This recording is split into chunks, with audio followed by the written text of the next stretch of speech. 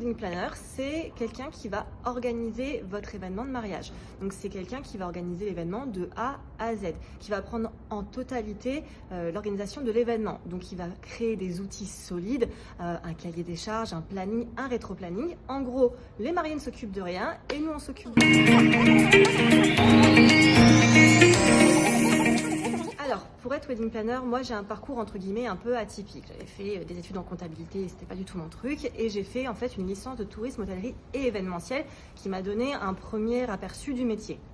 À la suite de ça, en fait, j'ai fait une formation professionnelle de 3 mois qui m'a permis de vraiment valider mes acquis de compétences sur le métier du wedding planner au sein de l'école Jaëli.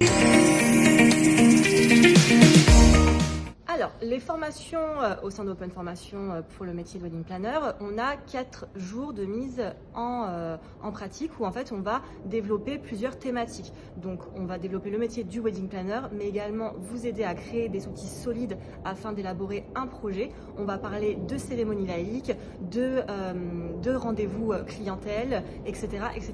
pour que vous soyez le plus à l'aise et le plus autonome possible par la suite. Ça va paraître un petit peu peut-être bateau au premier abord, mais ce que je préfère dans ce métier, c'est organiser l'un des plus beaux jours d'une vie d'un couple qui peut être source de beaucoup de stress pour certains d'entre eux.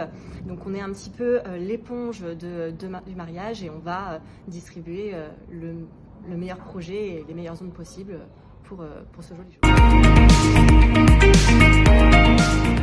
Alors, une anecdote à raconter, oui. Elle aurait pu se finir en catastrophe, au final elle se finit très bien. J'ai un couple, donc Stéphanie et Arnaud, pour un mariage du mois de septembre.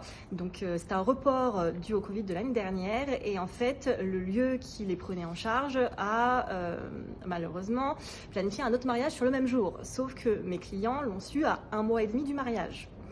Eh bien, on ne se laisse pas démonter, on y va et puis on trouve autre chose et on a trouvé un très beau lieu qui nous a accueillis et le mariage s'est très bien passé, ils ont été très reconnaissants et tout s'est fini en happy end. Alors, pour être wedding planner, il faut être déjà organisé, sinon ça va être compliqué pour vous. Il faut être organisé, autonome, être force de proposition, c'est très important, à l'affût des tendances, empathique, se mettre vraiment à l'écoute de son client et avoir quand même de la créativité, du sourire et du fun.